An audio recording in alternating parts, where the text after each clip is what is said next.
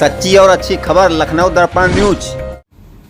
सभी दर्शकों को नमस्कार। एक बार पुनः मैं विशाल यादव, सरोजनी नगर थाना क्षेत्र के अंतर्गत हम लोग मौजूद हैं उत्तर प्रदेश क्रांति उद्योग व्यापार मंडल के प्रदेश कार्यालय में। यहाँ पे उत्तर प्रदेश क्रांति उद्योग व्यापार मंडल के सभी पदाधिकारी, प्रदेश पदाधिकारी सब लोग मौजूद हैं। अब नए साल के उपलक्ष्य में हम जानना चाहते हैं कि व्यापारियों की क्या मांग है, क्या राय है, क्या विचारधारा है।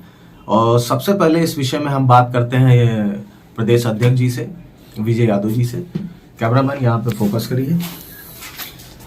जैसे कि अध्यक्ष जी, हम लोग देखते आ रहे हैं कि व्यापारियों के साथ अभी जैसे कि देखा गया कि रेस्टोरेंट के ऊपर नगर निगम ने कर लगा दिया या हॉस्पिटल पे कर लगा लिया, नर्सिंग होम पे, तो बहुत से व्यापारी संगठनों ने उस पर आवाज भी उठाई। अब जैसे आप एक व्यापारी संगठन है, व्यापारियों के लिए अपनी आवाज उठाते हैं, तो जैसे कि आपके एरिया में स्कूटर इंडिया, अशोक लेलैंड जब कंपनी आई, आपने बहुत बढ़ चढ़ के अपनी आवाज उठाई।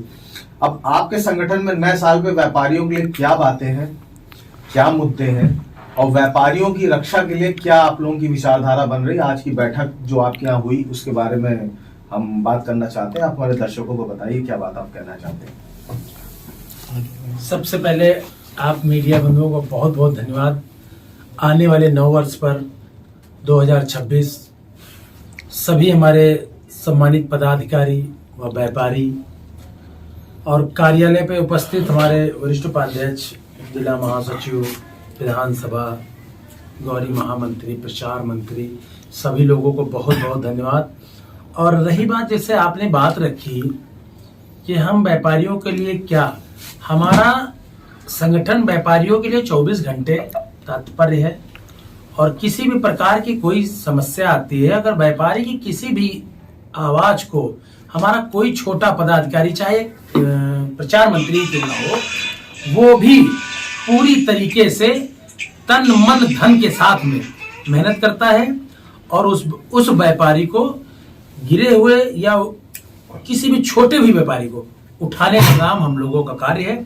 और रही वजह से सरकार हॉस्पिटल और रेस्टोरेंट्स और बड़ी बड़े दुकानदारों और उन पर जो टैक्स लगाने का कार्य कर रहा है, तो यह उनकी मंशाएं बड़ी गलत है। क्योंकि हमारा व्यापारी एक व्यापारी टैक्स पेयर है, जो नहीं पेयर है हम लोग उससे सलाह करके और उससे बताते हैं कि देखिए आपका व्यापार बड़ा हो चुका है, आप टैक्स का जो दायरे में आ रहे हैं, आप जीएसटी पे करिए और किसी भी प्रकार के आप सरकार के दबाव में चल के काम न कीजिए। क्योंकि व्यापारी सरकार की रीढ़ की हड्डी के तरीके से है।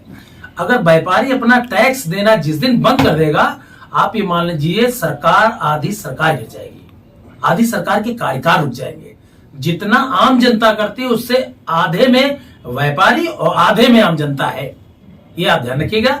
और रही बात व्यापारियों पे किसी भी प्रकार की उत्पीड़ना, हम व्यापारी क्रांति उद्योग व्यापार मंडल या मेरा छोटा सा भी कर्मचारी, कार्यकारिणी सदस्य भी नहीं सहेगा, नहीं सहेगा, नहीं सहेगा।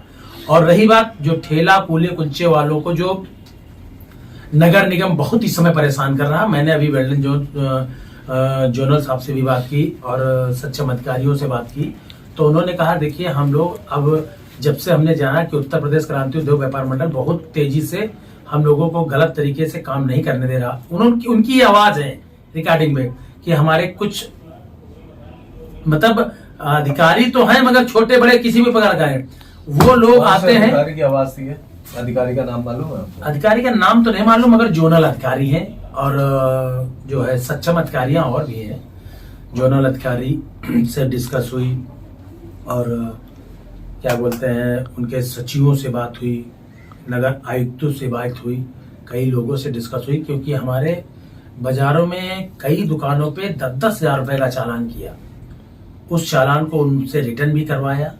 1000 से 500 रुपए का चालान बनता है कि हमारा व्यापारी अगर कहीं पर गलत कर रहा, मानते हैं व्यापार है ये तो गलत हो जाती है, भीड़ लग जाती है, सरकार सड़क के किनारे ही धंधा होता है, ये कोई ऐसा तो है नहीं धंधा कहीं कोने में हो जाए, या फिर सरकार अपना मुझे चिन्हित कर दे। हमारे उत्तर प्रदेश क्रांति उद्योग व्यापार मंडल ने गौरी बाजार में सुलभ शौचालय का कार्य किया, जिसमें टॉयलेट की व्यवस्था की जा रही थी।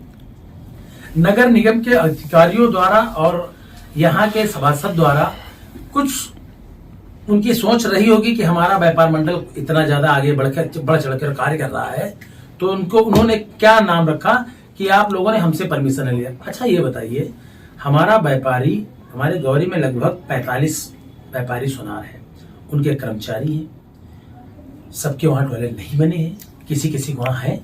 तो अगर वो टॉयलेट हमने नाले पर बनवा दिया तो क्या गलत कर दिया, और उसको नगर निगम के अधिकारियों द्वारा गिरा दिया गया। और उनकी मांग, हम लोगों की जब मांग हुई तो उन्होंने कहा कि जोनल अधिकारी से कहा गया कि मैंने आज के 10 दिन पहले मांगा था कि कम से कम 10 दुकानों के बीच में अलाव जलवा दीजिए। और उसके बाद हमारी पीएनसी द्वारा बनाई गई सड़क पर लगी थी, सड़क बनाई जा रही है और सड़क के किनारे लगी थी स्ट्रीट लाइटें, कुछ कैमरे, उन कैमरों और लाइटों को सरकार द्वारा खोल लिया गया या नगर निगम द्वारा खोल लिया गया या पीएनसी द्वारा खोल लिया गया, हम कहते हैं किसी द्वारा खोला गया, मगर फिर भी उसके बावजूद अब सड़क का निर्माण कार्य लगभग 90% हो गया, फिर भी हमारी स्ट्रीट लाइटें अभी नहीं जल रही।